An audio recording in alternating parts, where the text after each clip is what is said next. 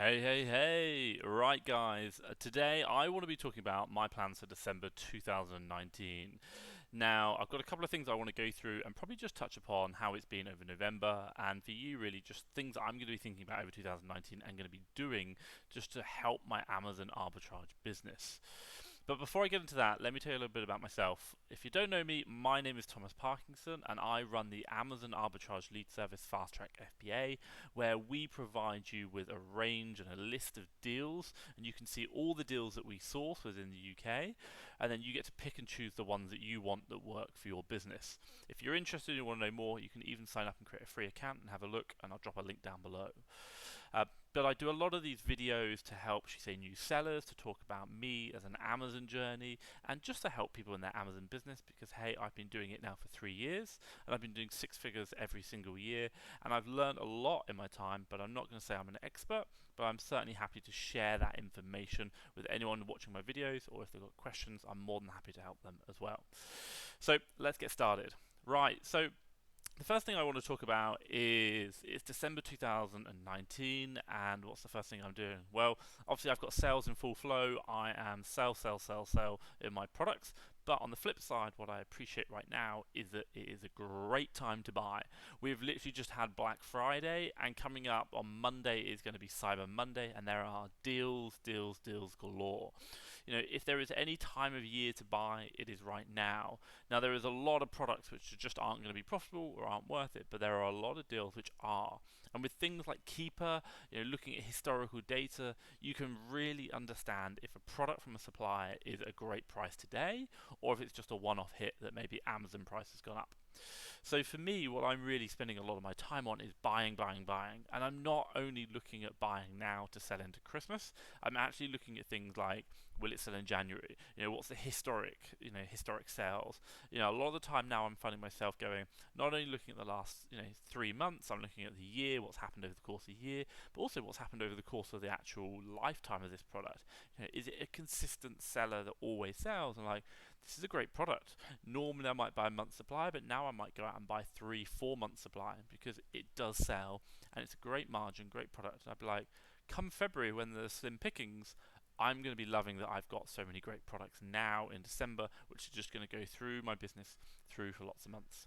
So my top tip for you is still buy, buy, buy, buy. Yes, be careful in regards to December, i.e., a lot of things, you know, you're going to now start thinking like, okay, how much do I want to buy to get this in and sold before Christmas? But start thinking about what's Q1, maybe Q2, Q3. Is this product a consistent seller? Can I buy more stock now than I normally would and allow that to sell over time? And that's just going to be a nice product that you're going to have in your inventory that's just going to keep selling, selling, selling. Great margin, and you're going to be happy as Larry. So for you is source, source, source, buy, buy, buy, but think with the future in mind long term because Christmas will come to an end sooner than you think. So for me, also coming back to Christmas really is looking at sell, sell, sell. Now I'm looking through my inventory all the time. I'm doing weekly and monthly reviews on it, looking at how long has it been. Do I need to kill that price and get it sold, or is this selling too quick? So for me, I'm really looking at my products which are Christmas based, and I'm just kind of monitoring the sales, what's going on, the competition, but also my price and the sales velocity. And in particular, what I'm thinking about is, depending on how much stock I've got, will I sell out of this product or will I go over the Christmas period? And if I go over the Christmas period, is that going to be a problem? For example, advent calendars might be an issue there. Or do I need to crash the price now? I'll not say crash, but just make it more competitive so that I'd sell it through. You know, on certain lines, especially in the past when I've done things like advent calendars, I've much rather sold, should we say, at a break even or not where I want to, a lower ROI, just to get my position out, to clear down any remaining advent calendars I got, because I don't want to be holding on to them after Christmas. Because you know what? Majority of them don't sell. Some do, but the majority of them don't. So think about your products, what you got selling, what you're going to need to get rid of before Christmas. And I think, look, looking at me dates wise, that last kind of shopping day is going to be 21st, 22nd. If you haven't brought it by the 22nd, it's not going to sell because people aren't going to be buying on the 23rd to the 24th. They will, it does always happen. But my goal was to say by the 22nd, everything that is Christmas related should be gone out of my inventory. And if it's not, then potentially I've got a problem. So really think that in mind. But I think also as well is, don't feel like you have to crash prices if it's going to last to Q1. Look at Keepa graphs, look at historical. That might help you and say, actually, will I keep selling through, January, February? Products are quite consistent and it works. So just be mindful that if it's not Christmas, it does still sell. Products still do sell. And a lot of people talk about Q4, Q4, Q4. Well, Amazon still exists in Q1, so generally don't worry about that. But just make sure your product is still a seller in Q1 before you worry about, oh my god, the end of the world is nigh in Christmas. You need to stop everything. No, no, no. If it still sells, keep it going. So my third top tip would be think about Christmas shipments. Now, for me personally in my business, I will still continue to ship even up to the 24th, 25th, but the products that I'm shipping 24th, 25th, I'm not looking, obviously not 25th, that's Christmas Day, but 24th, if I'm shipping on 24th, those products will not be Christmas products. Those products that we're selling in Q1, Q2, Q3. So they're products January, February, March that will be selling and I will be shipping in, but not things like advent calendars. So for me, anything that I want to sell which is Christmas related, Christmas presents, Christmas gifts, those kind of things, I'm probably going to be looking to get them in 12th, 13th, at the absolute latest. So I think my last shipment for Christmas related items will go on Friday the 13th. I know, what a great day. But that gives it literally probably a week to get in and checked in before the 21st, and that's the weekend of the 21st, 22nd, which is the very last day. So anything going in then is going to be a great seller, but I will probably reduce down or not have so many Christmas items in that shipment. But that's, to me, my last Christmas shipment on that date. So that's my third point. Stop or Christmas shipments for me, i.e. Christmas stock, will stop on the 13th. That's right. So look, number 4 is cash flow. Now I've talked about cash flow throughout, and hey, if there's one thing I've learned in this business is managing your cash flow is super, super important.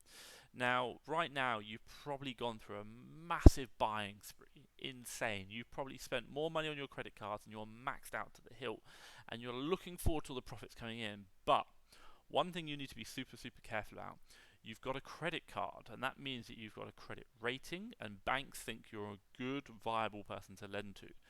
Just be super, super careful in maintaining that credit rating. What you want to do is have your current credit limit, whether it be like 5 grand or I got 13 grand on a credit card the other day. I want to have that credit limit this year, but next year I want more. I want to be able to spend more money if I can. And for me to be able to spend more money next year, I need to make sure that I manage the money I've got this year. So whatever you do, don't start missing payments. Don't start, having problems with your credit limits. Make sure that in your business you're cash flowing correctly and you know when those payments are due and how much you have to pay, and you have the money available to pay it. Because if you start missing those payments, not only does it affect your credit limit on regards to your business credit cards, if you're working as a sole trader, it affects your whole credit limit, and that can affect things like mortgage payments in the future. So just be careful. So my advice is just really be aware of when your money is due to land, or due to be paid, and obviously when your money is due to be landing from Amazon, so that you can make sure that you're not, oh, there's this really great deal, I'm going to go buy it, and then, oh, I can't pay my credit card this month. No, no, no, pay the credit card. That's super important, because the last thing you want is someone coming after your business and you have to shut down your business. So just be careful with your cash flow, making sure you're getting your credit cards paid off, or any loan obligations or any debt that you've got, you're meeting those during this busy period. So that's top tip number 4. Right, and then top tip number 5, and the thing that I do quite regularly, although now, interesting enough, I'm trying to do it a little bit more often, is reviewing. Quite simply, reviewing. And I have a real simple method that I use. Is quite simply, what happened, what went well, what didn't go well, what do I need to change, and what's my plan going forward. And I'll just say that again. What happened, i.e. what happened during Q4, or what happened during December, what happened this week, or what happened today. What went well? What went well? What were the successes? What really worked? What were the great sales? What were the purchases that you bought? What things made you great ROI? What didn't go well? What products crashed and burned? What products got too much competition? Really understand the failures, the things which didn't work in your business. And then, what do you need to change? So from your success and also from your failures, what do you need to change? What's next time I'm going to do this, blah, blah, blah, blah. But you might not be doing it now, but next time, I'm not going to buy so deep on the big Argos 3 for 2 sale because when it's only selling 20 a month and I went and bought 10, everyone else went and bought 10, and now there's 200 in stock. That's going to take 10 months to sell out. So that would be what I'm going to change. And then finally, what's the plan going forward? What are you going to do next? There's a lot of learnings that you've learned from Q4. What are you going to do next?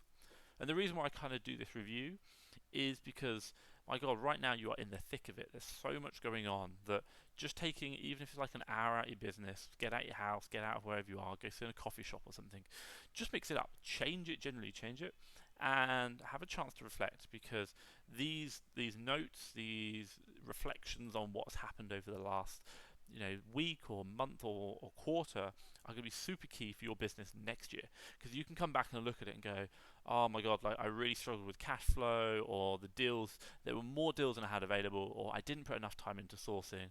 And then next year when you come into the same period, you are going to be able to understand how you work in your business, what's worked and what's not, and you're going to do more of what's worked. You're going to set yourself up for success because you've learned from what you did last year. You're going to gain, you're going to make more successes on your successes, and you are going to reduce the number of problems that you have, and you're going to get better as a result, and you're going to be in for bumper years.